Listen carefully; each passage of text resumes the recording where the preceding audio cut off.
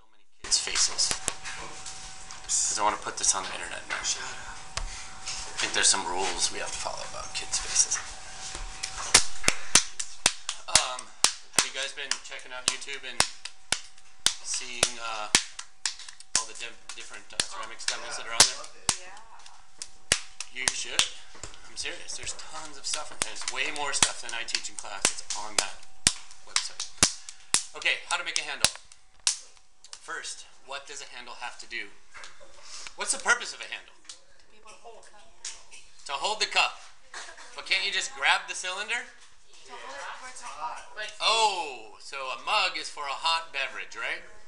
A cup can be cold, maybe warm. So the handle, okay. And you've probably all seen this kind of handle on a mug before, right? Yeah. Okay. Is that the only shape a handle can be? No. What does a handle have to do to be a handle? Be connected to the cup. It needs to be able to be held and connected to the cup, because if you can hold it but it's not connected to the cup, it doesn't really do you much good in getting the cup to your mouth, right? Good points, you guys. So you just got to be able to hold it. Is that the only shape that the human hand is capable of grasping? No. There's a lot more shapes, but you've seen this a billion times because it works really well and it's been done for a long, long time. So back in the day when all these pots were made by hand all the time, which was thousands of years, the handle was shaped like that because it's pulled by hand. It was made by hand to fit a hand. So things worked really well. It's really fast. It's really easy to make handles that shape. And they work well. So you see a lot of that. But I want you to understand that that's a very traditional, very old school, very conservative style of handle. I want you to learn how to do it. So I'm going to teach you how to pull a handle. But beyond that, I'm going to ask you to show me you can do the old school style, and then we'll talk about other ways to creatively reinterpret what it is to look like a handle. So, to start with, I'm going to take a ball of clay. I balled it up, and from the ball, I'm going to start shaping the ball into a slightly different shape. What shape is this? A nut, an acorn, a pine nut? Oh, pine cone. Papaya? Say walnut or almond? Just a nut. Just pear. a nut. Yam. Looks like a pear. Yeah, it's a Pear? Specifically, but yeah. It's a yam. It's a A nut. yam? A very big almond. It kind of looks like this, but it wiggles and it goes out on the other side the same way. A carrot. It wiggles. It looks Like a really fat carrot, huh? There you go. I hadn't thought about that. This is where I want to start. Okay, so I did some shaping. I'm going to have a dry hand that's going to hold and a wet hand that's going to pull. And I'm going to start pulling on this clay. It's going to stretch out and I'm going to shape the handle. So let's go to the sink.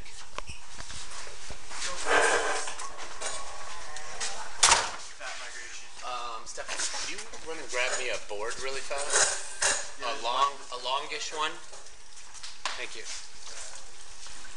So, this requires a little bit of water. I'm going to do it right here because it's easy for me to stand here and show you and still be over the sink. But most of you are going to be standing up and down this sink when you do it. There's buckets full of water right there. You can just dip your hand in. I'm going to run water out of the sink, but you don't have to run water out of the sink. In fact, you could save a lot of water just by dipping in one of those buckets already. So to start, I'm going to take a wet hand and start this little groove here. That to me is the starting line for where I'm going to pull. So I'm going to pull, turn, pull, turn, pull, turn. And I'm going to start by getting the length of the handle that I need, and this is way more length than I'm going to need, but it's better to have more than less.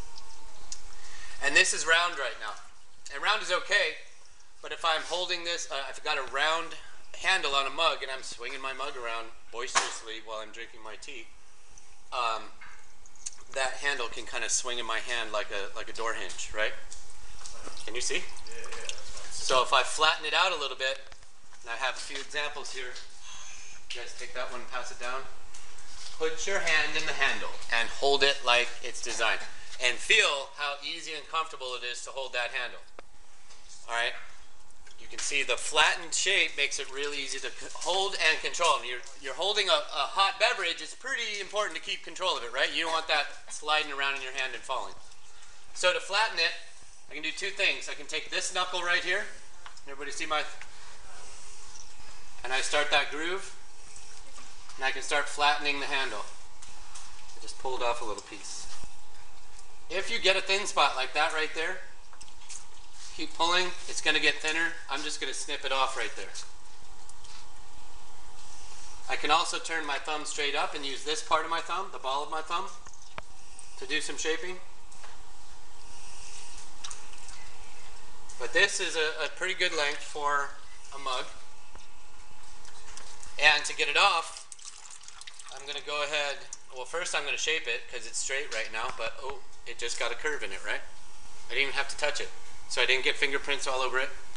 So if I just set it upside down, take my clean hand, a couple clean fingers, and then scissor fingers from my wet hand. Again, I'd prefer to cut off more than I think I'm going to need. If I want to go back and cut it down later, super easy. If I cut it too short from the beginning, not so easy to go back and add to. So I'm going to do a few more.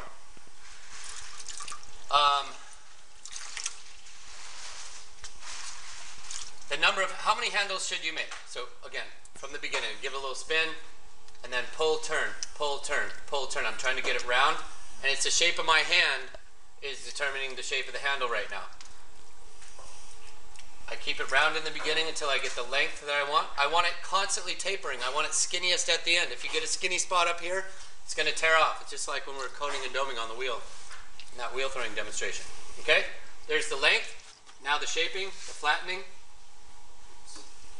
These guys are wounded soldiers. Call them wounded soldiers because I never want you to leave them behind. When you're done making handles, always clean up your mess. This does get pretty messy at the sink. Brothers in hands. Yes. Okay. Shape it using gravity. Clean fingers, snip. And I set it up. I'm not going to touch it again until it gets starts to get firm. So a little spin to start. Pull, turn, pull, turn, pull, turn, pull, turn, pull, turn, pull, turn, pull, turn, pull, turn, pull, turn, pull, turn, pull, turn, pull, turn, pull. Shape. So there's different things you can do with your finger in terms of the grooves that you're making. And think about what's going to feel good in the hand. This could be a handle for a pitcher. It's a little excessive.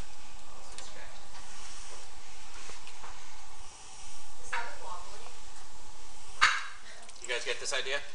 Okay. How many should you make? As many as you Why can. would you want to make a lot? Some of them don't work. Okay. I'm going to tell you right now, I've been doing this for a long time, and I'm not messing up. But a lot is going to go wrong for you in the beginning, for everybody.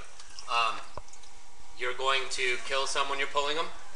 Some of you are going to pull all your handles, and then you're going to carry your board of handles back to the table, and you're going to slip, and you're going to drop 4 of them right on the floor right there. Some of you are going to store them till Friday, and you're going to get them out on Friday and realize your bag was cracked on one side, and 6 of them dried out, and they're too dry to attach. There's a lot that can go wrong with handles. The handles are very vulnerable because they're small, they're fragile, they dry really fast.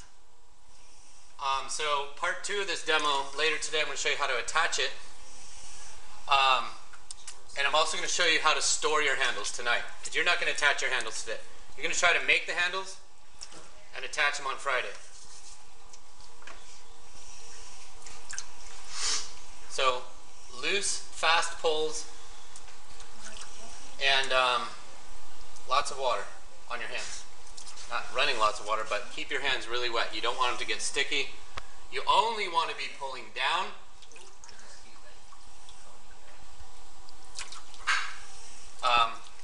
So again, pull down.